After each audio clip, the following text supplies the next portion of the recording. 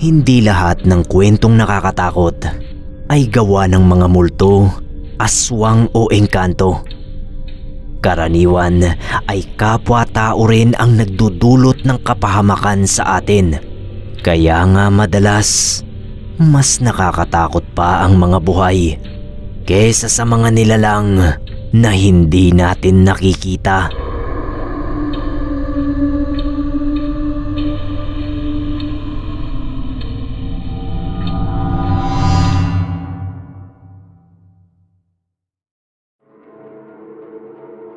Magandang araw po. May nasaksihan po ako dati na isang krimen noong 24 ako. At yun po ang gusto kong ibahagi sa inyo. Ako po si Ruel. Pauwi na ako isang gabi galing sa birthday ng kaibigan ko nang may marinig akong boses na parang nagmamakaawa. Hindi ko masyadong maintindihan yung sinasabi. Basta alam ko na nahihirapan siya at humihingi ng tulong. Luminga-linga ako. Hinanap ko yung pinanggagalingan ng boses. Nang matukoy ko na kung saan nanggagaling, ay bigla akong napayuko sa likod ng drum na basurahan. Ginapangan agad ako ng takot. Papano'y nakita ko yung kapitbahay naming si Jekjek. Nakaluhod sa harap ng kapitbahay din namin na si Mang Arnulfo. Duguan na siya. Mukhang nabugbog na. Tapos nakatutok sa kanya yung baril. Bukod sa baril ay may hawak ding patalim si Mang Arnulfo. May sinasabi siya kay Jekjek. Mukhang galit na galit siya. Sa pagkakaintindi ko ay tungkol sa malaking halaga ng pera. Napaiktad ako sa pinagtataguan ko nang makita ko na ginamit ni Mang Arnulfo yung patalim niya para patumbahin si Jekjek. Hindi ko nabilang kung ilang saksak ang ginawa niya kasi napapikit na ako. Hindi ko matagal ang tignan yung nangyayari. Pagdilat ko, nakatumba na si Jekjek. Mukhang wala na siyang buhay. Akala ko ay wala na roon si Mang Arnulfo. Lalapitan ko sana si Jekjek. Baka kasi humihinga pa. Bala ko siyang tulungan na madala sa ospital. Kaso paglabas ko sa pinagtataguan kong basurahan, nagulat ako nang makita ko si Mang Arnulfo na nakatayo lang pala sa isang tabi at nagsisindi ng yosi. Napatingin siya sa akin. Sa takot ko ay kumaripas na ako ng takbo. Halos magkandada pa ako sa sobrang bilis ng pagtakbo ko. Walang lingon-lingon. Dire-diretso lang ako dahil alam kong may baril siya. Habol ang paghinga ko nang makauwi ako sa amin. Nilak ko agad yung pinto at siniguradong nakasara lahat ng bintana namin. Nangangatog pa ako sa nerbiyos nang sabihin ko kay nanay ang nasaksihan ko. Kilala ni nanay ang ugali ni Mang Arnulfo. Nagpapautang sa mga kapitbahay pero mahigpit maningil. Malamang daw ay may atraso si Jekjek sa pera. Halos kaedad ko lang si Jekjek pero kilala siyang sugarol sa lugar namin. Nung mga sumunod na araw, si Mang Arnulfo lagi kong nakikitang umaaligid sa bahay namin habang nakaburol sa chapel si Jekjek. Kasalukuyan ding naghahanap ng witness noon ang pamilya ni Jekjek. Dahil sa takot kong mapagbalingan ni Mang Arnulfo ay hindi talaga ako lumabas ng bahay. Buti at wala akong trabaho noon, kaya kahit hindi ako lumabas ay ayos lang. Ni hindi ako makapunta sa burol ni Jekjek. Ang nanay ko na yung nagpasya na uuwi muna kami sa probinsya.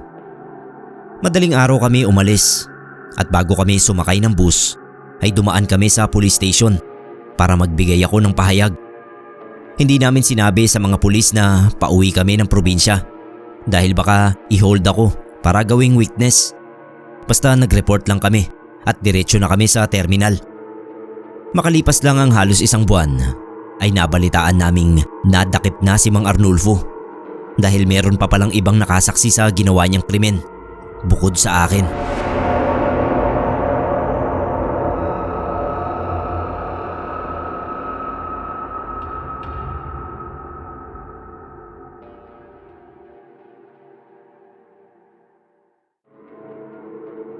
Ako po si Kawi. Nung nagbakasyon ako sa probinsya nila mama, ay nagkaroon ako ng nakakatakot na karanasan kasama ng mga pinsan ko. Hindi po sa multo o aswang, kundi sa isang tao. Nag-iisa lang po siya at marami kaming magpipinsan. 6 kami. Kaya hindi namin inaasahan na mahaharap kami sa ganoong sitwasyon. Magpipiesta po nun. Nagkaayaan kami na magpunta sa perya. Okay naman po. Masaya. Hating gabi na nang magpasya kaming umuwi. Sa dadaanan namin pa uwi ay palibot ng mga nagtataasang talahib. Nananakot pa nga yung mga pinsan kong lalaki. May aswang daw lagi na nakatambay doon. Nag-aabang ng mabibiktima. Ako syempre dayo lang ako ron at likas na matatakotin. Kaya panay saway ko sa pagbibiro ng pinsan kong si Emil. Nang bigla ay may nakita akong anino na sa tingin ko tumakbo sa talahiban. Tinuro ko sa kanila pero hindi nila nakita kaya nagkatakutan at sabi ay yun na raw yung sinasabing aswang ni Emil. Magtatakbuhan na sana kami. Nangunguna pa ako sa pagtakbo nung biglang may sumigaw at sabi ay itaas daw namin ang mga kamay namin. Napataas naman kami agad ng kamay. Luminga kami at hinanap ang sumigaw. Sumulpot siya mula sa malalagong talahib. Hinawi niya yon at nagulat kami nang makita na may baril yung kamay niya. Nakatutok sa amin. Ang akala ko ay may mga kasama pa siyang lalabas mula rin sa talahiban. Pero wala na. Siya lang talaga mag-isa. Sabi niya tumalikod daw kaming lahat. Tumalikod naman kami. Siyempre may baril eh. Baka bigla niyang iputok sa isa sa amin pag hindi kami sumunod. Tapos inutusan niya kami na ihagis ang mga wallet namin at cellphone doon sa likuran. 3 lang sa amin ang may dalang cellphone. Nokia pa nun. Tapos 4 ay may wallet. Kabilang ako. Buti na lang iniwan ko sa bahay na nakacharge yung cellphone ko. Kabadong kabado ako sa susunod niyang iuutos. Si Emil, nilingon siya. Kaya sumigaw uli siya at sinabing walang lilingon. Tapos sabi niya, tumakbo na raw kami. Sabay-sabay. Ang lumingon ay patatamaan niya ng bala.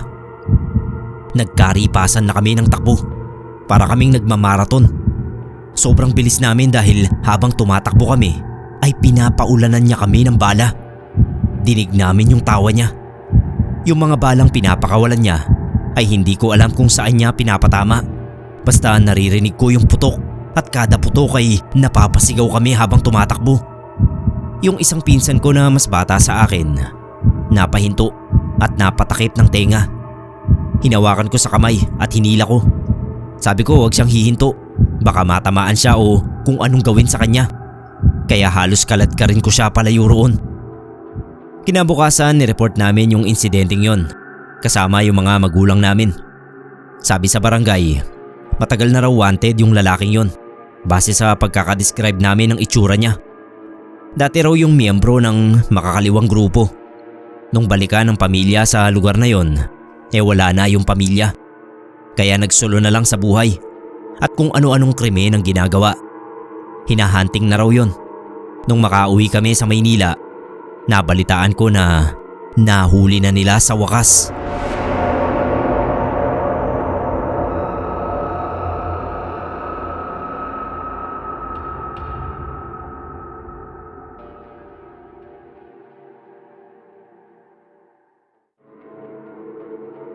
Itago niyo na lang po ako sa pangalang Melody. May nangyari po sa akin noon sa Valenzuela nung nasa huling taon na ako sa high school. Hanggang ngayon pag naiisip ko, natatakot pa rin ako at napapaiyak pa minsan. Aminado po ako na maling barkada ang nasamahan ko. Sila mismo ang nagtulak sa akin para sumali sa isang frat taong 1988. Alam na po siguro ng marami sa inyo na para makasali ang isang babae sa frat ay kailangan niyang mamili kung sarap o hirap. Sarap na lang po ang pinili ko dahil takot ako sa palo ng padel. Hindi ko alam kung ganito rin ba sa ibang frat, pero yun kasing sinalihan ko ay ganito. Yun na lang po ang pinili ko. Total naman ay hindi na ako virgin nung panahon na yun. Ang akala ko ay yung leader lang ang gagalaw sa akin, pero ang nangyari po ay iba. Pagkatapos sa akin ng leader, sinabihan niya akong huwag munang magbihis. Nagbihis pa rin ako. Nakita kong marami ang nakapila sa labas ng kwarto. Kinabahan ako nung marinig kong may nagtanong kung sino na ang next. Sa takot ko ay napatalon ako sa kama papunta sa pintuan. Dali-dali kong nilak ang pinto Siguro nagulat sila sa ginawa ko. Kinalampag nila ng kilalampag ang pinto. Natataranta ako nun. Hindi ko alam kung anong gagawin ko para makaalis sa lugar na yon. Ayokong magpagalaw sa maraming lalaki. Naghanap ako ng pwede kong ipanglaban sa sino mang magtatangka pa sa akin. Naririnig ko yung leader sa labas ng silid. Sinisigawan niya ako at minumura pa. Pinili ko raw ang sarap, kaya wag daw akong mag-inarte. Tapos yung mga babaeng kasama ko, naririnig kong nagtatawanan. May nakita akong bote ng gin sa ibaba ng higaan. Dinampot ko yun at binasag. Nung biglang bumukas ang pinto at bumungad yung leader, nakangising pinakita yung hawak niyang susi. Ang dami niyang sinasabi pero walang pumasok sa utak ko dahil ang isip ko nun nasa pagtakas. Alam kong hindi ako makakatakas kung sa pinto ako dadaan dahil ang dami nila sa labas ng kwarto. Kaya bigla akong naisip na ibato sa kanila yung bote ng gin at saka ako tumalon sa bintana kahit medyo may kataasan. Nabigla yung leader sa ginawa ko. Alam kong tinamaan ko siya. Pinakiramdaman ko yung bagsak ko. Hindi naman ganoon kasama. Kaya kahit sumasakit yung parting hita at balakang ko, ay pinilit kong makatayo. Paika-ika akong tumakbo. Hindi pa ako nakakalayo nang paglingon ko ay nakita kong naglalabasan na sila sa bahay at hinahabol ako. Napadasal na lang ako. Ang bilis nilang tumakbo. Samantalang ako ay mabagal at iika-ika pa. Malapit na ako sa highway at nagkaroon na ako ng pag-asa nang makita kong may dalawang ali na naglalakad. Kinuha ko yung atensyon nila at humingi ako ng tulong. Nung kausap na ako ng dalawang ali, nilingon ko uli sila. Nakita kong huminto na sila sa paghabol sa akin. Yung iba pabalik na, pero yung iba nakatingin pa rin sa akin. Hindi na uli ako tumingin. At dahil sa pangyayaring yun, ay nagtago ako sa takot na balikan nila ako.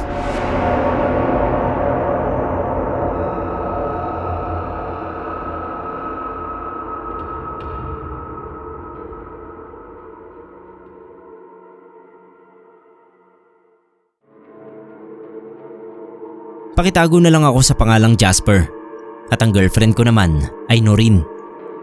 Ang naranasan po namin dati nung hindi pa kami legal at patago-tago pa lang sa mga magulang namin, ang siya rin sigurong dahilan kung bakit naging matibay ang relasyon namin hanggang ngayon na mag-asawa na kami. Nagkasundo kami noon na magde-date kami sa isang lugar doon sa gilid ng kabukiran sa amin. Mapuno at tahimik kaya doon namin napili.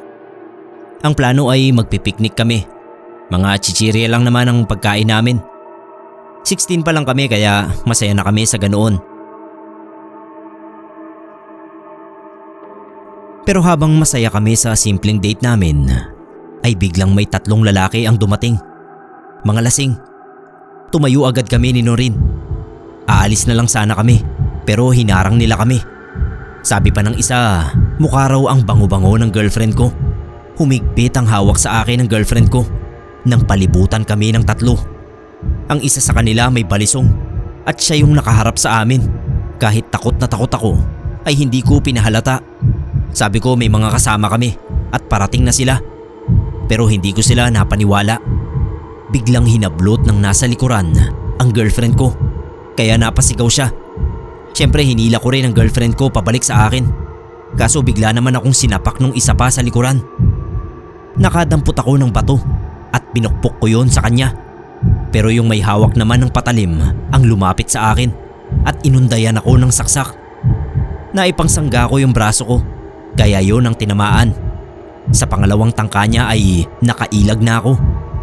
Habang pinagtutulungan ako ng 2 lalaki, si Noreen naman ay nagpupumiglas pa rin dahil dinadaganan na siya ng isang lalaki at pilit hinuhubaran. Dahil sa nakita kong ginagawa sa girlfriend ko, pakiramdam ko ay bigla akong lumakas. Nagawa kong patamaan ng suntok yung lalaking may hawak na patalim kaya napitawan niya yung balisong. Paglaglag sa damuhan, sinipa ako palayo yung balisong na dadamputin sana niya. Dahil din naman sa pagpupumiglas ni Noreen ay nagawa niyang makawala sa pag-ibabaw sa kanya ng lalaki. Sinamantala namin yun para makatakbo kami palayo. Hindi ko na ininda yung braso ko na nasaksak. Hinabol pa kasi nila kami hanggang sa ilog.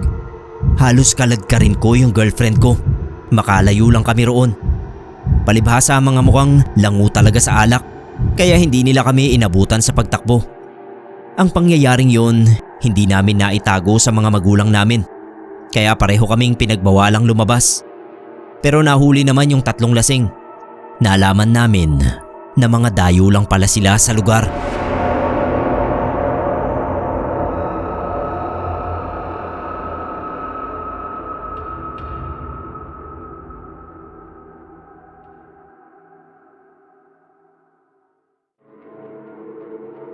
Ako po si Melvin at aminado po ako na minsan sa buhay ko ay napasok ako sa isang bawal na relasyon. Nahumaling ako sa asawa ng isang seaman. Hindi ko naman siya ganoon kamahal. Siguro dahil na rin sa atensyon at perang binibigay niya sa akin, kaya hindi ko na inisip noon ang pwede naming kahinatnan. Malaki yung agwat ng edad niya sa akin. 40 siya, ako naman 23 lang noon. Nagsimula yung relasyon namin sa inom-inuman sa bahay ng kaibigan ko. Yung nanay ng kaibigan ko ang siya namang kaibigan niya. Marami pang nangyari, pero doon na po tayo sa araw na natapos ang relasyon naming dalawa. Gabi yun. Sa bahay niya ako natulog dahil yung anak niya ay umuwi ng probinsya kasama yung boyfriend. Kaya siya lang mag-isa sa bahay. Masaya kami nung maaga pa ang gabi. Wanto sawa sa gusto naming gawin. Bandang hating gabi nang maalimpungatan ako. Narinig ko kasi na parang may tao sa sala. Nakiramdam ako. Bumangon ako at dali-daling nagbihis. Lalabas sana ako ng kwarto para tignan kung ano yon, nang bumukas yung pinto at bumungad yung asawang seaman ng karelasyon ko. Kung nakakamatay ang tingin, malamang tumumba na ako ng mga oras na yon. May hawak siyang mahabang itak, kaya sa takot ay napatakbo ako sa saradong pintana. Nanginginig yung mga kamay kong binuksan yun at saka ako tumalon. Sinuwerte pang hindi ako napilayan. Dala siguro ng matinding kaba, kaya nagawa kong magbalanse ng katawan pagbagsak. Akala ko ay makakatakas na ako. Pero yung seaman, mabilis siyang nakalabas ng bahay at hinabol ako. Mas mabilis akong tumakbo kaysa sa kanya, kaya nagawa ko namang makalayo. Ang kaso, nung nakauwi na ako sa bahay namin, ay nasundan pala niya ako hanggang doon. Hindi ko alam kung paano. Habang sinesermonan ako ng tatay ko nang malaman ang nangyari, ay nagsisisigaw yung seaman sa harap ng bahay namin. Wala kaming gate, kaya nakatayo siya mismo sa harap ng nakasaradong pinto namin. Nagpasya si tatay na buksan ang pinto at siya raw ang kakausap. Susubukan niyang daanin sa diplomasya. Pero pagbukas pa lang niya ng pinto, ay tinutok agad ng seaman yung itak niya kay tatay. Habang nakatutok yung itak ay nagkapalitan pa sila ng salita. Ang tatay ko ay panayang hingi ng pasensya sa nagawa ko, habang yung lalaki ay hindi nagbababa ng boses. Galit na galit talaga sa akin. Kabadong kabado ako sa mga sandaling yun dahil hindi mapakalma ni tatay yung seaman. Hanggang sa magkaroon ng pagkakataon si tatay na tangkaing agawin yung itak. Nag-agawan sila. Siyempre tinulungan ko si tatay, pero sa huli ay bigla na lang bumagsak si tatay. Nadali na pala siya. Sa bandang liig pa. Tapos yung lalaki, mabilis na siyang tumakbo palayo. Tsaka lang naglakas ng loob na maglapitan yung iilang kapitbahay namin na nakasaksi. Ang malungkot doon ay hindi na umabot sa ospital si tatay. Kaya hanggang ngayon ay sinisisi ko ang sarili ko sa pagkawala niya. Nagtago yung seaman, pati yung nakarelasyon ko, naglaho na parang bula.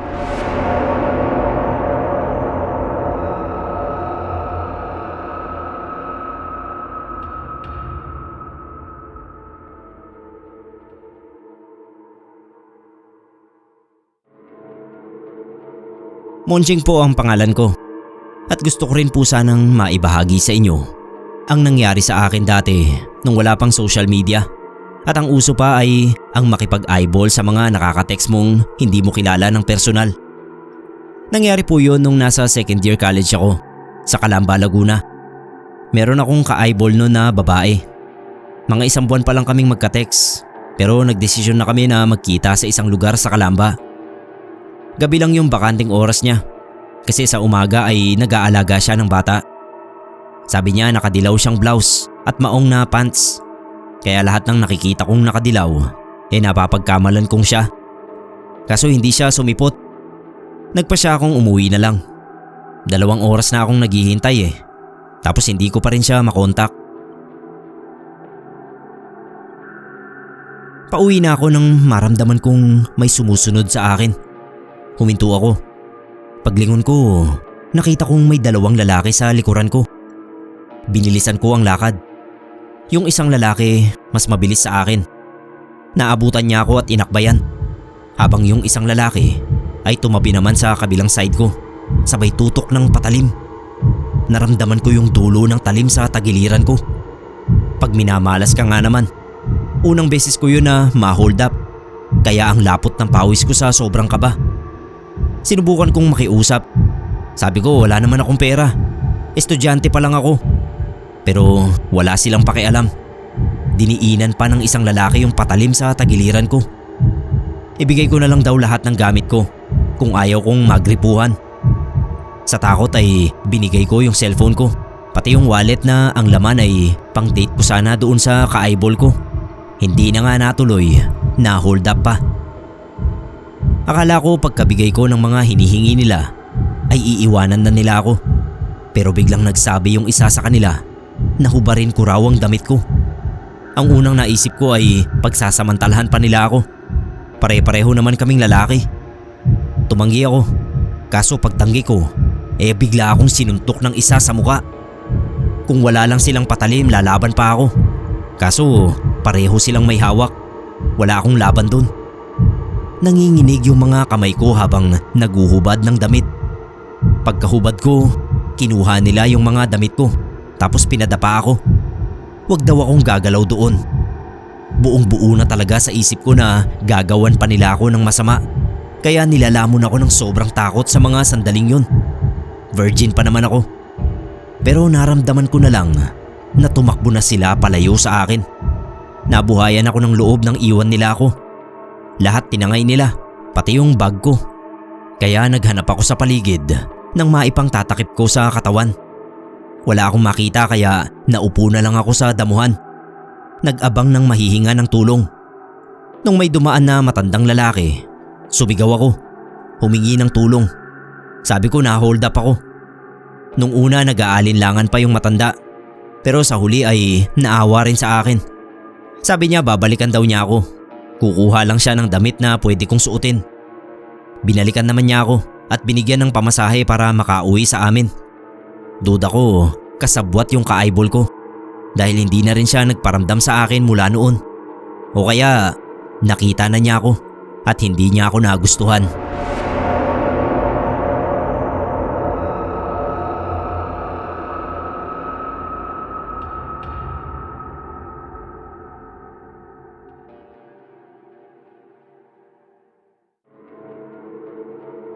Batang Maynila po ako at tawagin niyo po ako sa pangalang Empoy. Sa lugar namin, talamak ang krimen na inihahasik ng iba't ibang gang. Hold up, snatch, pati nga pang-aabuso sa mga babae. Pero walang makapagpatahimik sa kanila. Tahimik lang akong nagtatrabaho noon sa isang pabrika. Pero bigla akong may nakaaway dahil sa hindi pagkakaintindihan sa trabaho. Yung nakaaway kong lalaki, pinagbantaan ako. Isusumbong daw niya ako sa kuya niyang miyembro ng gang. Tinawanan ko lang yon.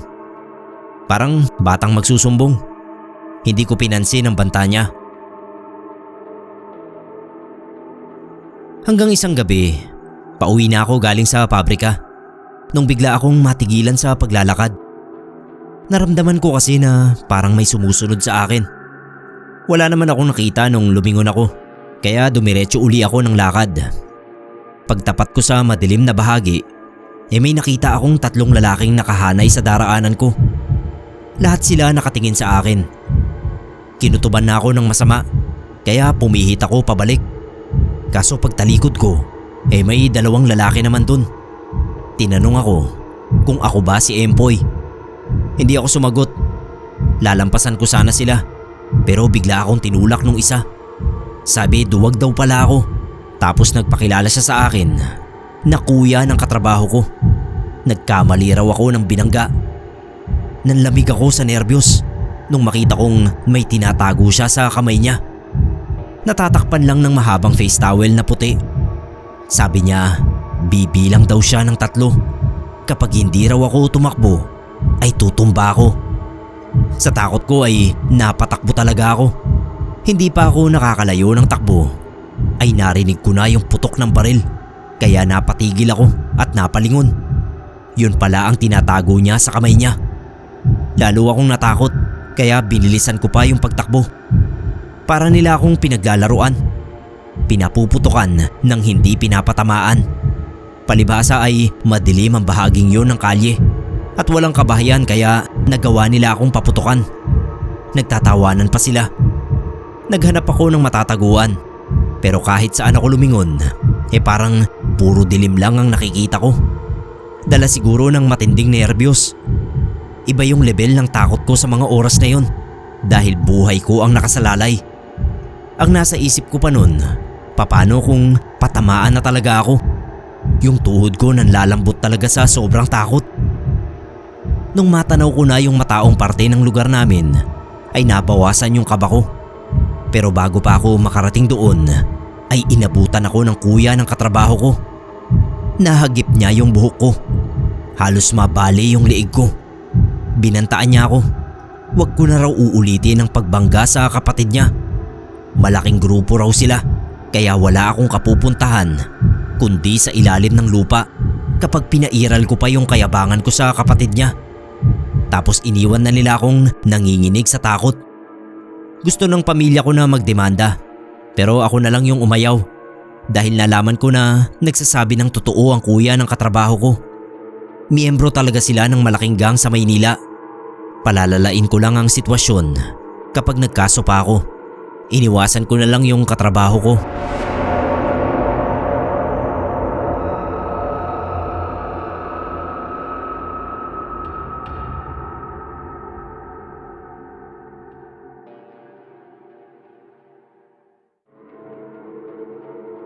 Itago niyo po ako sa pangalang Lerma, taga Quezon. May nakakatroma po akong karanasan sa isang waiting shed doon sa lugar namin. Araw-araw po akong umaalis para pumasok sa trabaho at naging bahagi na ng bawat araw na yon ang waiting shed sa kanto namin, kung saan ako naghihintay ng tricycle na maghahatid naman sa akin doon sa sakayan ng jeep. May edad na rin po ako nun, nasa 30 mahigit na. Ang tawag nga sa akin ng iba ay matandang dalaga dahil niwala man lang akong boyfriend.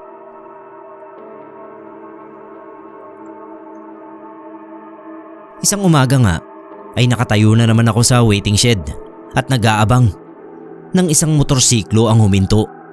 Bumaba yung lalaking sakay at parang chinecheck yung motor niya. Nagtanong sa akin kung may malapit daw bang vulcanizing doon. Sabi ko malayo pa. Tapos tinanong din niya kung malayo ba yung mga kabahayan kasi wala siyang makitang tao, pati sasakyan.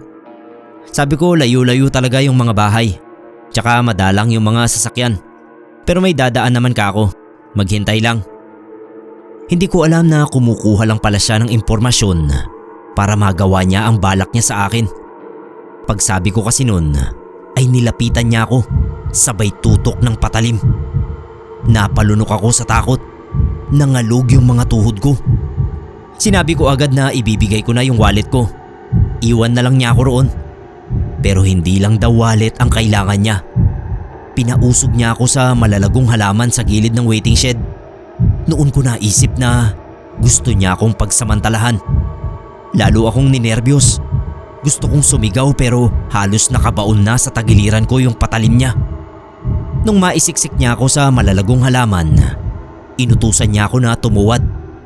Nagmakaawa ako pero bawat salita ko, lalo niyang dinidiin yung patalim sa bewang ko. Nasasaktan na nga ako, kaya sinunod ko na lang siya. Sa totoo lang po ay nagawa na niya akong molestyahin. Nahawakan na niya yung masiselang bahagi ng katawan ko nung makaisip ako ng paraan kung paano ko siya mapipigilan sa ginagawa niya. Yung bitbit kong mahabang payong na matulis ang dulo, naisip kong itusok ng madiin sa paa niya. Napasigaw siya sa sakit, kaya lumuwag ang kapit niya sa akin. Sinamantala ko yung pagkakataon na yun para makawala at makatakbo. Sa lugar po kasi na yun ay talagang napakatahimik at aakalain mong abandonado sa dalang ng mga taong makikita mo, pati na rin ang sasakyan. Hinabol niya ako ng motor dahil hindi naman pala talaga sira yung motor niya. Pero sa pagkakataong yon ay may dumaan na tricycle. Pinara ko at nagmamadali akong sumakay. Tinanong ako ng driver kung anong nangyari. Napansin kasi niya na namumutla ako at takot na takot. Ang sabi ko na lang, hold-upper yung nakamotor kanina. Muntik na kako akong ma-hold up. Hindi ko sinabi yung tangkang pananamantala sa akin. Pag uwi ko sa amin, ang tagal kong naligo sa banyo. Kasi diring-diri ako kapag naiisip kong nahawakan ng hindi ko kilalang lalaki ang buong katawan ko. Hanggang ngayon hindi ko sinabi sa mga magulang ko ang buong detalye ng nangyaring yon. Ang sinabi ko lang sa kanila ay muntik na akong ma-hold up.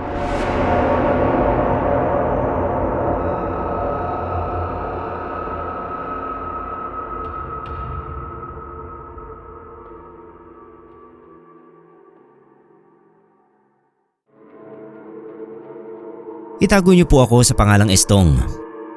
4 months ago pa lang po mula nang makalaya ako sa kulungan. Yung dahilan po kung bakit ako nakulong ang gusto kong ikwento sa inyo. Bali, 2 lang po kaming magkapatid ni Ate Sofia. Kami lang po yung magkasama sa Maynila at ang mga magulang namin ay nasa probinsya. May maliit kaming taniman doon. Nung mag-asawa si ate, inuwi niya sa bahay namin. Okay lang naman sa akin. Ang hindi okay ay nang malaman kong sinasaktan siya ng asawa niya kapag wala ako. Merong bisyo eh.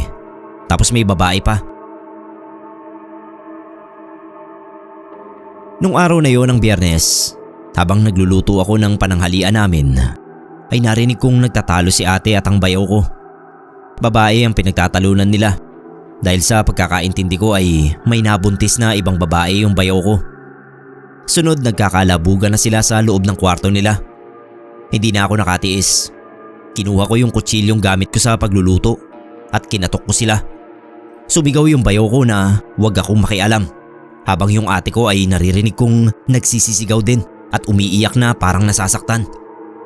Tinadyakan ko yung pinto. Nawasak yun. Nabigla yung bayaw ko nang makita yung hawak ko. Tapos masama talaga yung tingin ko sa kanya. Nanlilisik yung mga mata ko sa galit dahil sa ginagawa niya sa ate ko. Nagdilim na yung paningin ko nun.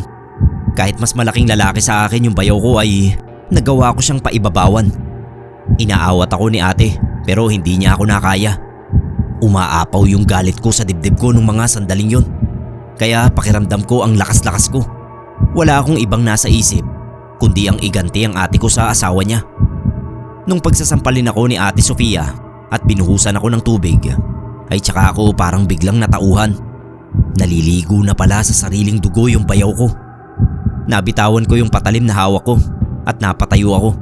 Napaatras. Natakot din ako sa ginawa ko. Dali-dali akong pumasok sa banyo at binanlawan yung mga kamay ko. Pati damit ko hinubad ko dahil puno rin ng dugo. Nataranta ako sa mga oras na yon. Yung galit napalitan ng sobrang takot sa mga nangyari. Paglabas ko sa banyo, sinabihan ako ng ate ko na tumakas na. Siya na raw ang bahala sa asawa niya. Alam kong naintindihan ng ate ko ang ginawa ko. Kahit mali, kaya niya ako pinapatakas. Kaso hindi ko naman siya magawang iwan sa ganoong sitwasyon. Baka mamaya ay akuin pa niya ang nagawa ko. Lalo lang mapasama ang sitwasyon niya. Dahil magkaiba kami ni ate ng desisyon, kaya naabutan at nahuli ako ng mga pulis. Okay lang sa akin na nakulong ako. Kapalit naman nun ang kalayaan ng ate ko sa asawa niyang demonyo. Ilang taon din ang binuo ko sa loob. Pero lahat ng pinagdaanan ko ay hindi ko pinagsisisihan. Kung kailangan kong gawin uli ang mga ginawa ko, ay gagawin ko. Papatayin ko uli ang demonyong yon kung kinakailangan.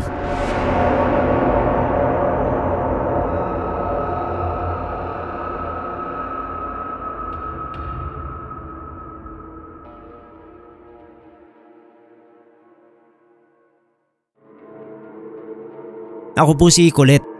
Nagtatrabaho ako sa isang company sa Marikina nang mangyari sa akin ang hindi inaasahang magbibigay sa akin ng trauma. Maulang gabi po nun. Mahirap sumakay ng jeep dahil traffic at punuan. Kaya kahit kapos sa budget ay nagpasya ako na mag-taxi na lang pauwi doon sa inuupahan kong bahay. Kahit taxi, nahirapan din akong makasakay. Nung sa wakas ay nakasakay na ako, kampante na akong makakauwi sa amin ng maayos. Hindi maiwasan noon na may madaanan kaming madilim na kalsada. Doon ay biglang may humarang sa taxi na isang lalaki. Muntik nang masagasaan ng driver. Alam kong hindi yun kasalanan ng driver dahil biglang sumulpot yung lalaki. Pero yung lalaki, siya pa yung may ganang magalit. Pilit niyang pinapababa yung driver. Hinahamon ng suntukan. Nung una ayaw bumaba ng driver. Sinasabihan ko rin siya na huwag patulan. Umalis na lang kami. Kaso yung lalaki, talagang hinaharang niya yung katawan niya sa unahan ng taxi. Nabuisit na yung driver. Bumaba siya. Kaso pagbaba niya, biglang nanutok ng baril yung lalaki. Sabay sabi na hold up daw yun. Kinilabutan agad ako sa sobrang nerbiyos nang marinig ko yung sinabi ng lalaki na hold up. Malaki pa naman ang pera ko sa bag. Pasahod yun sa paluwagan. Nataranta ako kung paano ko maitatago. Ang ginawa ko, binagsak ko yung wallet ko sa lapag ng taxi at sinipa ko pailalim sa upuan habang abala pa yung hold-upper sa paglimas ng kinita ng taxi driver. Kaya nang balingan niya ako ay binigay ko agad ang bag ko. Nakayuko ako pag abot sa kanya dahil sobrang takot ko. Kahit tignan lang ang mukha niya, natatakot na ako. Aalis na sana siya nang bigla siyang bambuhin ng driver sa likuran. Hindi ko nakita kung saan kinuha ng driver yung kahoy na pinampukpok niya. Nasaktan yung lalaki pero hindi naman siya tumumba. Nag-agawan sila ng driver sa baril. Gusto kong lumabas ng taxi para humingi ng tulong sa iba. Pero sa takot ay nanigas ang katawan ko. Hindi ako makagalaw. Napapikit na lang ako at nagtakip ng tenga. Nanginginig ang buong katawan ko sa nangyayari. Hanggang sa makarinig ako ng dalawang magkasunod na putok. Napadilat ako. Pagdilat ko ay nabuhayan ako ng loob nang makita ko na ang nakatayo sa gilid ng taxi ay yung driver. Lumabas na ako at sa tabi mismo ng kinatatayuan ng taxi driver ay ang nakabulagtang katawan ng hold-upper. Sabi ng driver, itatawag niya ako ng ibang taxi para makauwi na ako. Kailangan daw niyang i-report ang nangyari. Sabi ko naman hindi muna ako uuwi. Baka kasi kailanganin niya ng testigo sa nangyari. Nagpasalamat siya sa akin. Kinuha ko na yung wallet na sinipa ko sa ilalim ng upuan at binalik sa bag ko. Maya-maya ay may dumaan na isang jeep. Hinintuan kami at nag-usap sila ng driver. Tapos ilang saglit pa ay may dumating ng mga pulis. Mula noon, na-trauma na ako sa pagsakay sa mga taxi. Pakiramdam ko, parang laging may haharang sa amin at mauulit ang senaryong yon.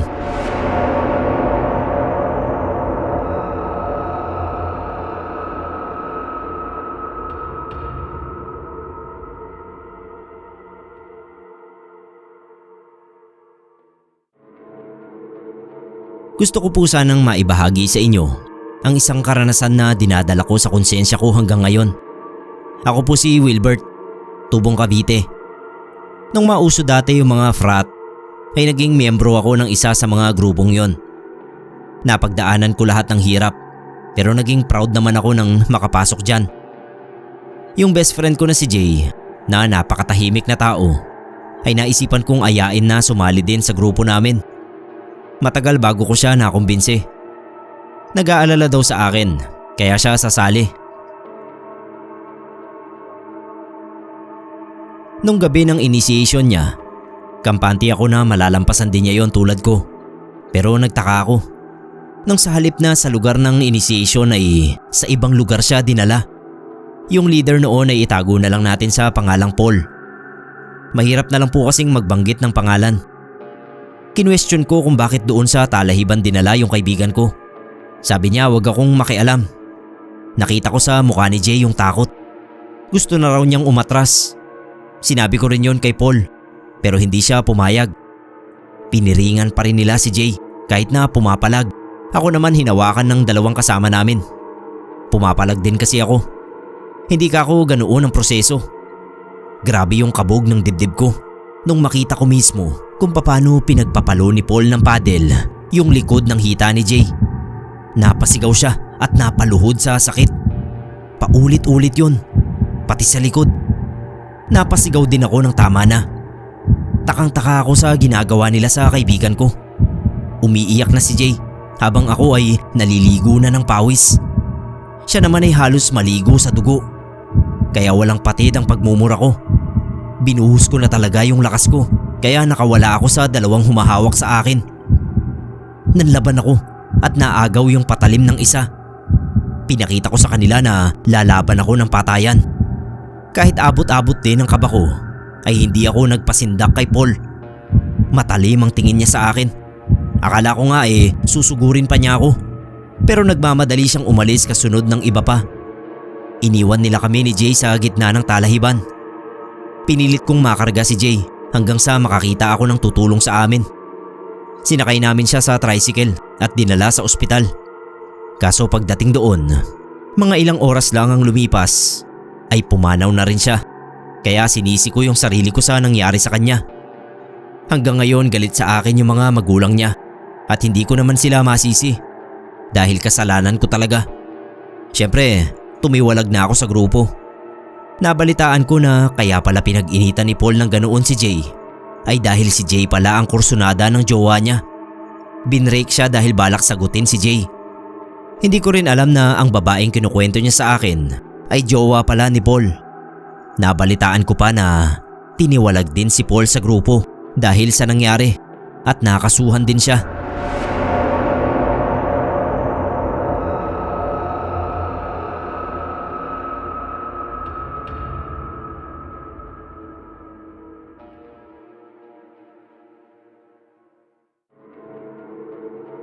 Inday na lang po ang itawag niya sa akin. Isa po akong kasambahay. Ang karanasan ko po sa una kong naging amo sa Maynila ang gusto kong ibahagi sa inyo. Mag-asawa sila at may isang anak. Nung nirekomend ako ng tiyahin ko sa kanila, ay bata pa lang ang usapan namin. Pero nung nandoon na ako, naging all around na ang trabaho ko. Kaya lagi akong pagod. Hating gabi na ako nakakapagpahinga. Dahil sa pagod at antok, nakalimutan kong isara yung pinto ng kwarto ko. Nagising na lang ako na may naglilihis na ng palda ko. Napabalikwas ako ng bangon nung makita ko yung amo kong lalaki. Nasa tabi ko. Tinakpan niya agad yung bibig ko at sabi ay wag daw akong mag-alala. Walang makakaalam ng gagawin namin. Nasa seminar daw yung asawa niya at hindi uuwi. Ninervyos ako kasi 19 pa lang ako nun at wala pa akong karanasan sa ganyan. Tinulak ko yung amo kong lalaki at tumakbo ako palabas ng silid. Malaki yung bahay nila pero hindi ko alam kung saan ako susuot. Hindi ko mabuksan ang pinto. Ewan kung ano ang ginawa ng amo ko. Ba't hindi ko yun mabuksan? Naabutan niya ako at sinabunutan. Galit siya at sabi ay wag ko na raw siyang pahirapan. Nagmamakaawa ako sa kanya. Sabi ko ayoko yung binabalak niyang gawin. Tingin ko sa kanya noon demonyo. Pilit akong kumawala sa mahigpit na pagkakahawak niya sa isang kamay ko na halos pilipitin niya. Dahil hindi ko makaya ang lakas niya, kinagat ko siya sa kamay kaya nabitawan niya ako. Sa kusina ako tumakbo, sabay kuha ng patalim doon. Mabilis niya akong nasundan at sabi ay tatanggalin daw ako sa trabaho at idedemanda. Pagbibintangan na ninakawan siya. Ako naman puro hingal at iyak lang ang lumalabas sa bibig ko. Pero hindi ko binibitawan ng kutsilyo kaya hindi siya makalapit sa akin. Desidido talaga akong gawin yun sa kanya sa mga oras na yun na nasa panganib ako. Pinakita ko sa kanya na palaban talaga ako. Pero binigla niya ang atake sa akin kaya nabitawan ko yung patalim. Doon mismo sa kusina ay pilit niya akong hinuhubaran. Pero pilit ko ring binabalik ang damit ko habang inaabot ng paa ko yung nalaglag na patalim. Buti na lang at nagising yung alaga kong batang lalaki. Nabuhayan ako ng loob nang marinig ko ang boses niyang tumatawag sa akin. 4 na taon lang yung alaga kong yun. Dahil doon ay huminto yung amo ko sa ginagawa niya at patay mali siyang umalis sa kusina. Siya na yung sumalubong sa anak niya at sinama pabalik siguro sa kwarto ng bata. Ako naman sa takot ko ay hindi na ako bumalik sa kwartong pinapagamit nila sa akin. Dahil hindi ko mabuksan yung pinto sa harapan ay sa bintana ako dumaan palabas ng bahay nila. Tumakas talaga ako pero hindi ako nagpunta sa barangay o pulis dahil alam kong marami silang kakilala roon. Kahit medyo malayo ang bahay ng tiyahin ko ron, nilakad ko talaga. Nagtiyaga ako. Nung malaman ng tiyahin ko ang nangyari, hindi na rin niya ako pinabalik doon. Nung sumunod na pangangamuhan ko ay naging maayos naman. Matandang mag-asawa ang pinagsilbihan ko at pareho silang mabait sa akin.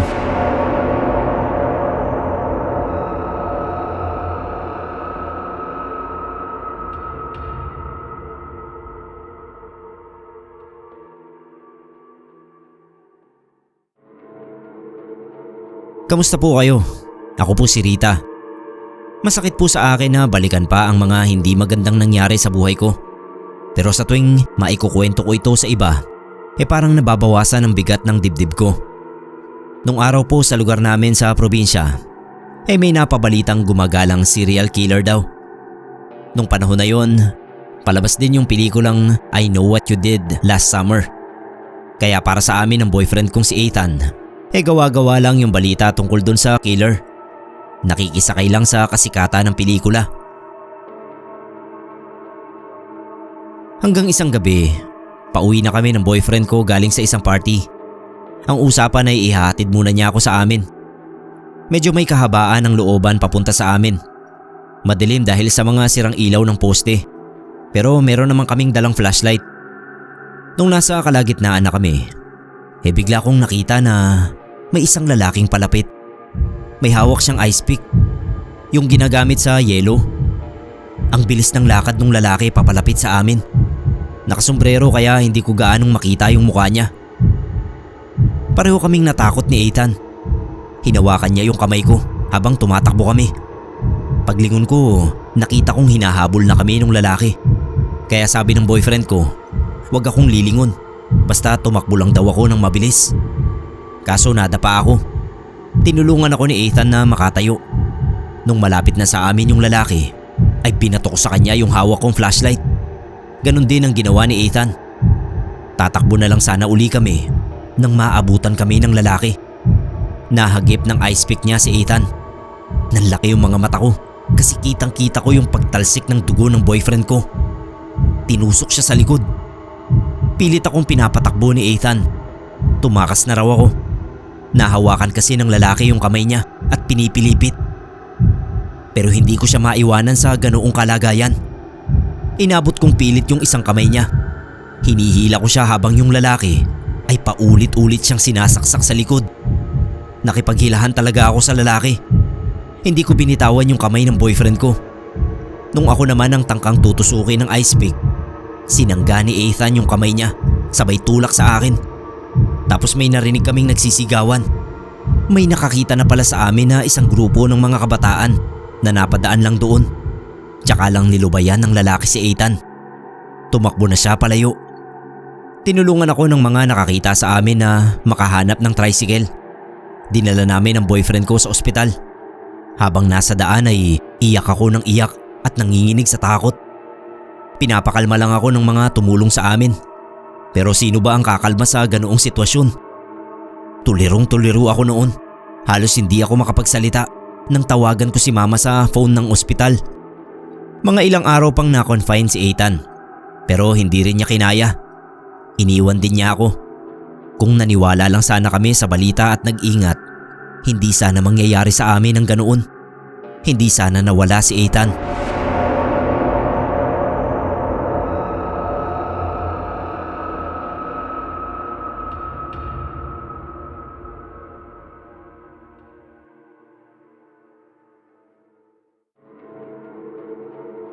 Tawagin niyo po akong Russell. May karanasan po ako na lagi ko pa rin naaalala hanggang ngayon. Nangyari po yun sa Tondo, Manila. 17 pa lang ako. Kakagraduate ko lang ng high school, kaya patambay-tambay muna habang wala pang pang-college. Isang beses nakatambay ako malapit sa talipapa nung biglang magkagulo ang mga tao. Kaya pala ay may hinahabol na snatcher ang mga pulis. Ako naman hindi na bago sa akin ang ganoong eksena. Kasi tondo yun eh. Alam niyo naman pag sinabing tondo, magulo talaga. Kaya kalma lang ako sa isang tabi habang tumutusok ng fishball. Nagtututpick pa ako. Ginawa kong pangtanggal ng tinga yung stick ng kinain kong fishball. Nang biglang may bumagsak sa akin na sling bag. Nabigla ako kaya nasalo ko. Tingin ko hindi talaga sa akin ihahagis. Nagkamali lang. Kasi yung lalaking katabi ko, kukunin sana sa akin yung bag. Kaso padating na yung mga pulis. Kaya tumakbo siya bigla. Kasabwat siguro. Ako naman nung tumakbo siya, hinabol ko. Sabi ko, "Hoy, yung bag!" Hindi ko alam kung bakit natanga ako nun. Hindi dapat yung lalaki ang hinabol ko para ibigay ang bag. Dapat ay doon ko sa pulis ibibigay. Natakot din kasi ako sa mga pulis na papalapit sa akin. Kita nilang hawak ko yung bag. Baka mapagbintangan ako. Nalito na ako tuloy. Nung hinabol ko yung lalaki, ako naman ang hinabol ng mga pulis. Sa kalituhan ko pa, hinagis ko na lang sa kanila yung bag. May huminto para damputin yung bag. Pero meron pa rin humabol sa akin. Sa isip-isip ko, naloko na. Diniretso ko na yung takbo kahit hindi naman ako kasabwat ng mga snatcher na yun. Nagtago ako sa gilid ng malaking pader ng isang bahay. Doon ako huminga ng huminga. Halos mapugto kasi yung paghinga ko sa pagtakbo. Pero kinabahan na naman ako nung makita ko yung lalaking naghagis sa akin ng bag. Nilapitan niya ako at tinanong kung nasaan yung bag. Sabi ko hinagis ko na sa mga pulis. Dahil sa narinig niya, sinikmuraan niya ako. Napangiwi ako sa sakit. Uulitin pa sana niya pero pinigilan na siya ng isa pang lalaking kasabwat niya na nakalapit na rin sa amin.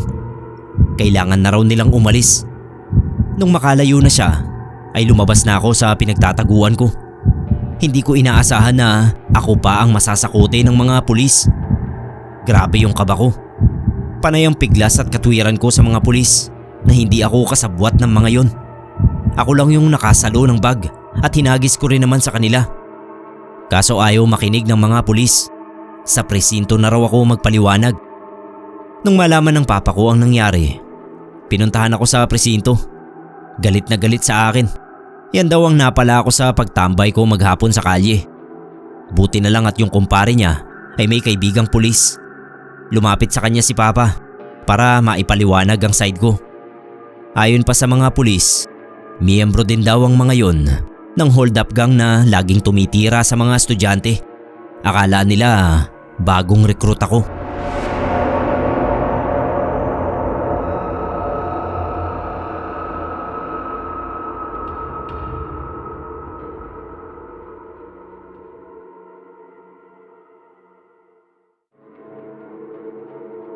Ako po si Jamia. May kapatid akong may kakulangan sa pag-iisip. Itago na lang po natin siya sa pangalang Jangjang. 3 lang po kaming magkakapatid. At ang bunso ay si Jiro na 7 years old pa lang nun. Wala na po kaming tatay at si nanay naman ay namamasukan na kasambahay. Malapit lang din sa bahay namin. Kaya ako na ang nag-aalaga sa mga kapatid ko sa edad na 20. At si Jangjang naman noon ay 14. Isang hapon, umuwi siya sa amin na puno ng dugo yung pang-ibaba niyang damit. Umiiyak siya at panay sabi ng hapdi. Sa utal-utal niyang pagsasalita, sinabi niya sa akin ang ginawa sa kanya ng kapitbahay naming lalaki na may edad na. 38 na sa pagkakatanda ko. Galit na galit ako. Pinagalitan ko si Jiro dahil siya yung kasakasama ng ate Jangjang niya sa labas at bilin ko na huwag hihiwalayan. Sabi niya inutusan daw siya ni Kuya Max na bumili ng soft drinks. Pagbalik daw niya, wala na roon ang ate niya at si Kuya Max. Sinugot ko sa bahay si Max. Siyempre tinanggi niya na may ginawa siyang kahalayan sa kapatid ko. Pero malinaw na siya ang tinuturo ng kapatid ko. May tumulong sa amin para magdemanda. Ang tiyahin ko na kapatid ng yumao kong tatay. Pero bago pa mahuli ng mga pulis si Max, ay nakapagtago na siya. At ilang araw lang ang lumipas ay natagpo ang walang buhay ang tiyahin ko. Mukhang nilooban ng bahay at yung kumitil ng buhay niya ay mukhang galit na galit dahil sa dami ng saksak na tinamo niya. Duda ko ay si Max ang may gawa dahil ang tiya ko ang tumulong sa amin na makapagsampa ng kaso. Awang-awa ako sa tiya ko kaya sumumpa ako sa harap ng labi niya na igaganti ko siya. Lumipas pa ang mga buwan na hindi pa nahuhuli si Max. Hanggang isang hapon pauwi ako galing sa pangangahoy. Bigla akong kinabahan nang makita ko si Max na nakasandal sa punong daraanan ko. Kaya ako kinabahan dahil nakita ko siyang may hawak na itak. Samantalang ako ay walang bitbit na kahit ano. Luminga ako sa paligid. Walang katao-tao. At sa tingin ko ay inaabangan talaga niya ako. Wala akong mapagpipilian kundi ang tumakbo pabalik sa kakahuyan. Hinabol niya ako. May mahawakan lang ako ay lalabanan ko talaga siya. Kaso wala akong makita. Nung maabutan niya ako, talagang iitakin niya ako. Buti na lang nagawa kong umilag. Naisip kong umakyat sa puno. Kung aakyat din siya, mahihirapan siyang mahawakan yung itak. Ganun nga ang ginawa ko. Mura siya ng mura sa akin. Siya na nga ang gumawa ng 2 krimen. Siya pa ang galit na galit. May natanaw akong malalaking bato sa di kalayuan. Ang ginawa ko, naglambitin ako sa mga sanga at saka ako tumalon sa kinakitaan ko ng mga bato. Pwede ko na yung magamit laban sa kanya. Hindi na niya tinuloy ang pag-akyat sa puno nang makita ang ginawa ko. Sinugod uli niya ako. Ako naman, iniamba ko yung mga batong hawak ko habang pasugod siya. Inasinta ko talaga yung mukha niya. Natamaan ko naman. Pero kahit nasaktan siya, nagawa pa rin niyang makalapit at maitak ako. Buti daplis lang sa balikat. Tapos nag-agawan kami sa itak. Habang inaagaw ko yung itak sa kanya, ay sinusuntok ko rin siya. Hindi na siya masyadong makalaban. Gawa ng tumamang bato sa mukha niya. Nadali yata ang mata niya. Sa wakas ay napabagsak ko siya. Itatara ko na sana yung itak sa dibdib niya nung may makakita sa akin. Yung matandang lalaki na kapitbahay namin. Ibigay ko na lang daw sa mga pulis. Tumawag na pala siya dahil nakita niya akong hinahabol ni Max kanina. Maya-maya ay dumating na nga yung mga pulis at binitbit si Max. Sa ngayon po ay nakakulong na ang gagong yon. Ang pinagpapasalamat ko na lang talaga ay hindi nagbunga ang ginawang pang-aabuso sa kapatid ko.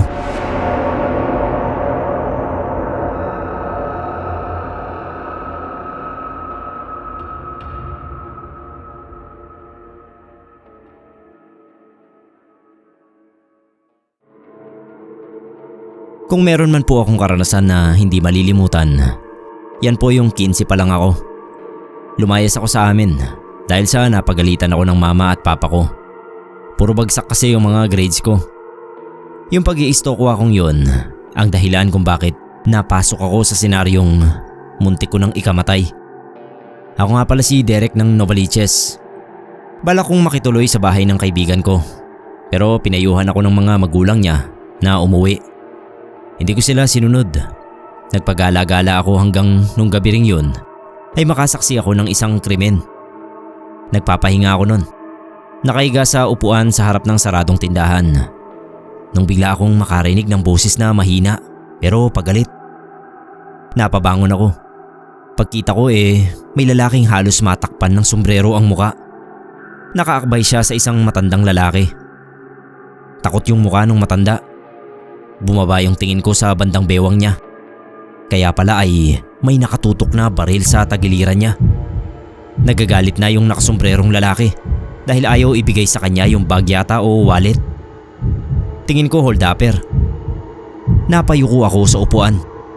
Hindi ko alam kung saan ako magtatago kasi malapit lang yung pwesto ko sa kinatatayuan nilang dalawa.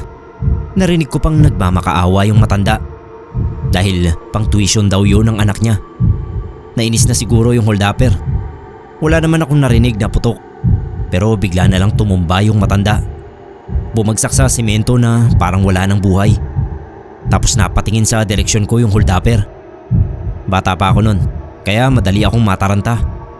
Kahit sino naman siguro sa sitwasyon ko ay matatakot. Lalo pa nang itutok sa akin ng hold-upper yung baril niya. Binato ko sa kanya yung bag ko sabay takbo. Sobrang kaba ng dibdib ko Hindi ko alam kung saan ako tatakbo. Malawak at mahaba yung kalsada na yun, pero hindi tauhin tapos gabi pa. Wala akong makitang pwede kong pagtaguan. Hindi ako halos makahinga habang tumatakbo. Paglingon ko, yung holdupper nakasunod pa rin sa akin at malapit na niya akong maabutan. May nadaanan akong basurahan. Sinadya kong sipain para matumba sa kanya. Hindi ko alam kung tinamaan siya o hindi. Hindi na kasi ako lumingon. Ang nasa isip ko nun, pwedeng-pwede na niya akong barilin. Ewan kung bakit hindi pa niya ako binabaril. Baka wala na siyang bala o ano. Nabuhayan lang ako ng loob nung makakita ako ng eskinitang may mga kabahayan. Sa isip ko, makakahingi na ako ng tulong kapag pumasok ako ron. Dikit-dikit na yung mga bahay. Pagpasok ko sa eskinita ay lumingon ako. Wala na yung lalaki, pero nangatok pa rin ako ng bahay. Humingi ako ng tulong. Pinagbuksan naman ako ng isang mag-asawa at pinatuloy. Nung malaman nila ang nangyari, ay sinamahan nila ako sa estasyon ng pulis para mai-report ang krimen. Tapos ay sinamahan din nila akong makauwi na sa amin. Sobrang nag-alala yung mga magulang ko sa akin. Hindi ko na inulit ang paglalayas. Natakot na akong lumabas ng bahay namin.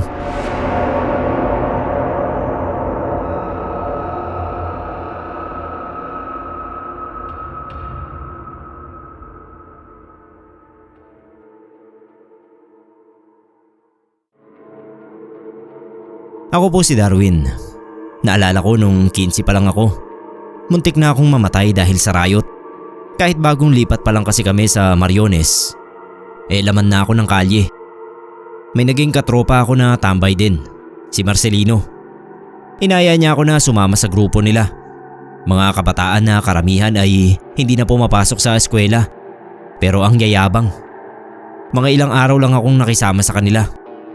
Bisyo lang naman ang gawain kaya tumiwalag ako. Akala ko talaga hindi na ako miyembro. Pero isang gabi, pauwi na ako sa amin nang harangin ako ni Marcelino. Kailangan ko raw sumama sa grupo. May importanteng lakad. Sabi ko wag na ako, ayoko na. Pero pinilit niya ako. Magagalit daw yung leader namin. Baka ma-resbakan ako kapag hindi sumama. Napapayag niya ako dahil sabi niya huling sama ko na yon. Siya na yung bahalang magsabi sa leader sa mga susunod na araw. Hindi ko alam na ang plano pala nung gabing yon ang gumanti sa nakaaway nilang grupo. Sa madaling salita ay makikipagrambulan kami. Hindi ko maiwasan na kabahan. Hindi ko pa kasi naranasan ng makipagbasag ulo, lalo at sa marami.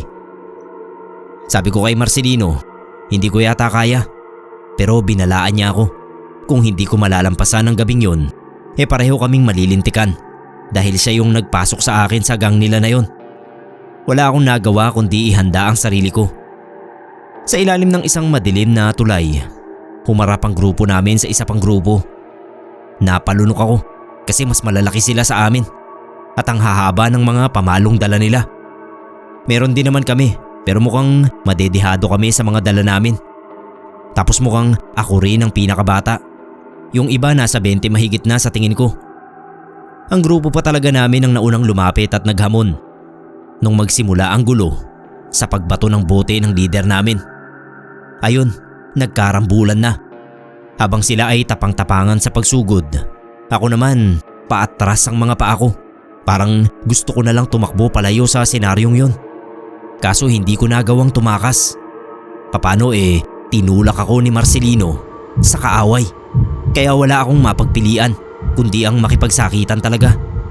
Ang bata ako pa at halos tingting pa yung katawan ko nun. Kaya ginapangan talaga ako ng nerbiyos nang pakitaan ako ng balisong ng nakaharap ko. Meron pala siyang ganun. Ang alam ko ay puro kahoy lang. Yun kasi ang sinabi ni Marcelino bago kami magpunta ron.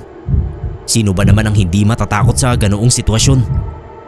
Puro ilag na lang ang nagawa ko. Hindi ko na nakuhang gumanti. Hanggang sa nasalat ko na lang yung malapot na likidong umaagos sa ulo ko. Kaya pala ay natamaan ako ng basag na boteng hindi ko alam kung sino ang bumato. Doon ako ninerbiyos ng todo. Sinamantala ng kalaban yung pagkatulala ko saglit. Kaya naisahan pa niya ako ng saksak bago sila nagpulasan dahil sa wangwang ng mga pulis. Nahuli yung ilan sa mga kasama ko at yung iba sa kanilang grupo habang ako ay sa ospital diniretso. Swerte naman at nakaligtas pa ako. Yun namang grupong sinalihan ko, ni isa ay walang dumalaw sa akin kahit si Marcelino.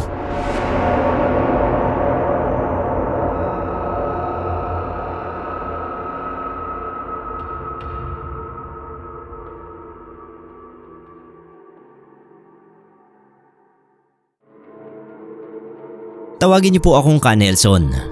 Nung kabataan ko, hindi naman sa pagmamayabang, pero dati akong leader ng isang gang sa Tondo. Hindi sikat ang grupo namin, tulad ng kay Asyong. Pero kinatatakutan din kami sa mga eskinita at sila talaga ang iniidolo namin nung mga panahon na yon. Taas noo at liyad ang dibdib ko pag naglalakad sa lugar namin. Kaso nung mabaling ang atensyon ko sa sugal, ay halos hindi ko na naintindi ang sarili kong gang. Napabayaan ko sila at nakadispal ko pa ako ng pera nila. Nalulung kasi ako. Yun ang naging dahilan kung bakit napagkaisahan nila ako at hinanting. Sa pagkakatanda ko, magmamadaling araw nun. Umuwi akong talunan galing sa sugalan nang harangin nila ako sa eskinita. Ako naman patay mali siya. Kinabahan ako dahil kilala ko yung mga miyembro ko. Alam ko ang karakas at kakayahan nila. Sinubukan ko silang kausapin ng mahinahon. Kinamusta ko pa. Pero bigla akong hinawakan ng dalawa sa kanila sa magkabilang braso. Habang yung isa na tawagin na lang nating Bonnet, inupakan agad ako sa muka. Tapos sa tiyan. Napangiwi ako sa sobrang sakit. Wala pa naman akong kain nun dahil wala rin akong tayuan sa sugal. Hindi ko na tinanong kung bakit nila yun ginagawa sa akin. Alam ko naman ang dahilan. Nakiusap ako na bigyan ako ng palugit para mabayaran ko yung nadispal ko kong pera nila. Pero hindi nila ako pinakinggan. Puro na lang daw ako pangako at iniwan ko raw ang grupo sa ere. Kaya halos maubos kami ng kalaban naming gang dahil yung leader nila abala sa sugalan. Humingi ako sa kanila ng isa pang pagkakataon. Pero mukhang desidido sila sa gusto nilang gawin sa akin. Kaya todo rin ang kaba ko. Kabilaan ang naging suntok nila sa mukha at katawan ko. Hindi ako makaganti dahil may humahawak nga sa akin. Kaya puro mura na lang at pagbabanta ang lumalabas sa bibig ko. Ayaw kasi nilang pakinggan ang pagmamakaawa ko. Ang nangyari sa mga sandaling yon, nawala yung angas ko sa gang na hinawakan ko. Nagmukha akong basang sisiw habang binubugbog nila ako. Unti-unti kong nararamdaman yung panghihina dahil bawat lapat ng kamao nila sa katawan ko ay napapangiwi ako. Hanggang sa bigla nila akong bitawan at bumagsak na lang sa simento. Halos hindi na ako makahinga. Akala ko ay aalis na sila. Pero kita ko pa yung mga paa nilang nakapalibot sa akin kahit nanlalabo na yung paningin ko. Pagtingala ko, nakatutok na yung baril ni Bonnet sa ulo ko. Binalaan niya ako na kailangan ko silang bayaran sa loob ng 1 linggo. Dahil kung hindi ay siya mismo ang magbabaon sa akin sa hukay. Sa tanang buhay ko ay noon lang ako natakot ng ganoon. Sa mismong grupo ko pa. Bago sila umalis ay pinagsisipapan nila ako at dinuraan. Wala na akong mapagkuhanan ng ipambabayad sa kanila. Dahil nabaon na nga ako sa utang. Gawa ng sugal. Kaya minabuti namin ang pamilya ko na umuwi na lang ng probinsya. Hindi naman nila kami nasundan doon. Sa ngayon po ay nagtino na ako. Hindi na ako uli nagpalamon sa pagsusugal.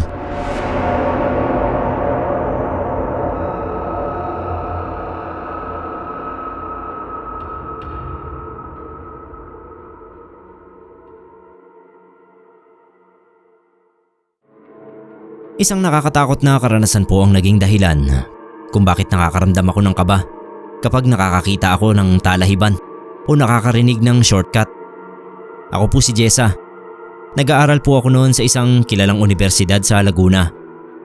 Nakapasok lang ako roon dahil sa scholarship. Gabi na yung uwi ko lagi. Kung yung mga kaklase ko ay puro hatid sundo ng mga sariling sasakyan, ako naman po ay kabilang doon sa mga nagko-commute. Pumara ako ng tricycle pa uwi sa dorm na tinutuluyan ko. Kampante naman ako dahil magdadalawang buwan ng ganoon ang sistema ko. Tuwing papasok at uuwi ay tricycle talaga ang transportasyon ko. Pero nung gabing yon na umaambon, parang balisa ako. Hindi ko alam kung bakit. Sinabi ko kay Manong driver kung saan niya ako ibababa. Nag-abot na nga agad ako ng bayad para pagtigil ng tricycle, bababa na lang ako. Kinabahan ako nang mapansin ko na iba yung daan na tinatahak ng driver. Nung tanungin ko siya, sabi niya shortcut lang kami. Pero doon din ang labas namin sa bababaan ko. Hindi na lang ako kumibo, pero nagsimula na akong matakot nun. Hindi ko kabisado yung lugar. Ang tataas pa ng talahib. Kaya sabi ko sa driver, bababa na lang ako. Hindi niya yata ako narinig kaya inulit ko. Pero sabi niya delikado. Parang hindi naman shortcut Parang mas malayo pa nga. Binabala ko na nun na tumalon sa tricycle. Tinatansya ko na nang biglang huminto. Sabi niya malas at doon pa kami nasiraan. Ang nasa isip ko naman, palabas lang niya yun para doon niya gawin ang masamang tangka niya sa akin. Kaya nung pababa pa lang siya ng tricycle ay inunahan ko na. Kumaripas na ako ng takbo. Sinigawan niya ako at alam ko nga ay hinahabol niya ako. Pero hindi ko na siya nilingon. Binilisan ko talaga ang takbo. Medyo nakalayo na ako kaya naglakad na lang ako dahil hingal na ako. Maya-maya nagulat ako nung biglang may humila sa akin mula sa talahiban. Nagpumiglas ako. Isang maitim na lalaking mukhang adik ang nakahawak sa braso ko ng mariin. Sabi niya jackpot daw siya. Nadoble ang takot ko. Halos mapatid ang lalamunan ko sa pagsigaw at paghingi ng tulong dahil hinihila niya ako paloob ng talahiban. Iyak na ako ng iyak. Muntik na akong mahubaran nung marinig ko yung sigaw ng taxi driver.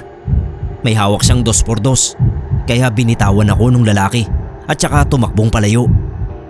Sinama ako ng driver pabalik sa tricycle dahil nagawa na raw niya. Pasensya na raw kung natakot ako sa kanya pero wala raw siyang intensyon na masama. Kaya raw ayaw niyang ibaba ako sa lugar na yun dahil totoong delikado. Pero yun lang daw kasi ang alam niyang shortcut para makaiwas sa traffic. Buti na lang at sinundan niya ako. Kung hindi, baka napagsamantalahan na ako ng adik sa talahiban.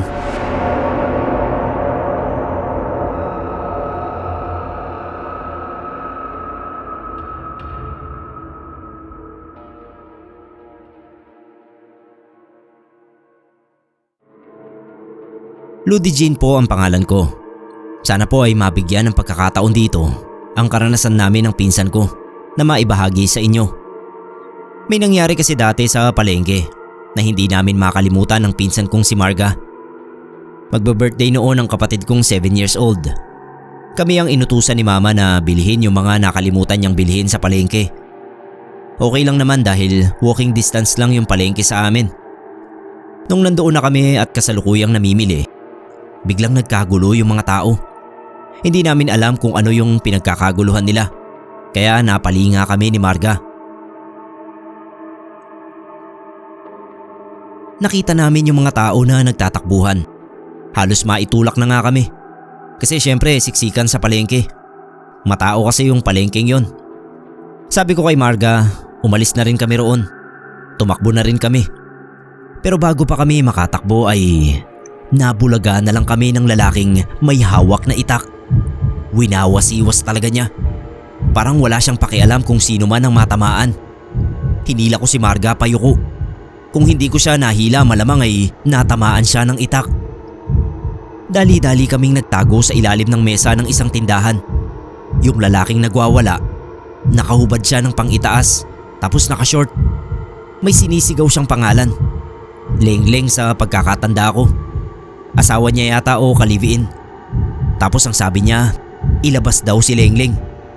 May binabanggit din siya na pangalan ng lalaki. Pero hindi ko na matandaan kung ano yun. Basta ang natatandaan ko na sinabi ng tindera ay yung lalaking yun kargador sa palengke. At doon daw sumama ang babaeng hinahanap ng lalaking nagwawala. Yung tindera kasama rin naming nagtatago sa ilalim ng mesa. Hindi kami makalabas doon. Paano malapit lang sa amin yung naghuhuramentado. Baka madamay kami at matamaan ng itak niya. Kaya nanatili lang kami roon hanggat nandoon din siya sa malapit sa amin. Kabadong-kabado ako at takot na takot dahil hindi lang sarili ko ang iniisip ko, kundi lalo na ang pinsan kong si Marga na may hika pa naman.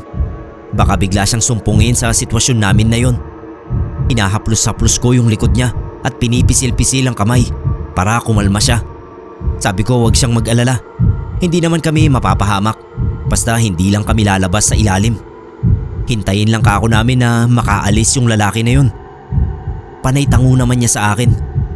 Nakakapit lang siya ng mahigpit sa kamay ko. Hindi kami gumawa ng ingay habang yung lalaki ay patuloy na nagwawala. Maraming panindang sinira at yung mga pwesto ng tindahan pinagtataga niya. Naglalaglagan sa harap namin yung mga panindang kamatis, sibuyas at kalamansi dahil natatamaan nga nung lalaki. Kahit takot na takot ako ay hindi ko inaalis ang tingin ko kay Marga dahil baka nga bigla siyang sumpungin. Awa naman ng Diyos at nagdatingan na yung mga tanod at pulis. Hinuli yung lalaki at kami naman ay nakalabas na sa pinagtataguan namin. Kami kasi yung pinakamalapit sa pwesto nung nagwawalang lalaki, kaya kami ang pinaka-apektado. Salamat sa Panginoon at nakauwi kami ng ligtas.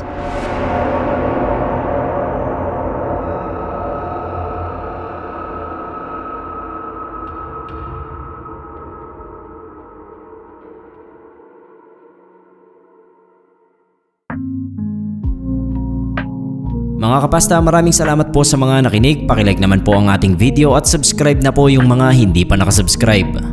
Mabilis ang pagbati lang po. Happy birthday po kay Ma'am Marichelle Gregorio Oria. Ngayon po yan, July 9. Muli po, happy birthday po kay Ma'am Marichelle Gregorio Oria. Sunod po, belated happy birthday dapat kahapon kaso ngayon tayo nakapag-upload. Hindi rin ako sigurado sa name ni Ma'am pero ito na lang nasa Facebook niya. Belated happy birthday po kay Ma'am Giga Danica. Tapos pinapa-shoutout niya rin si Ma'am Doris ng Tanza, Cavite.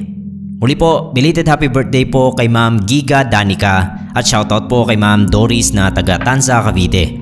And last po, belated happy birthday kay Ma'am Jen Cañales Coloma. Sorry po ma'am, hindi ko agad nakita na birthday mo, hindi natin naihabol. Pero belated happy birthday po kay Ma'am Jen Cañales Coloma.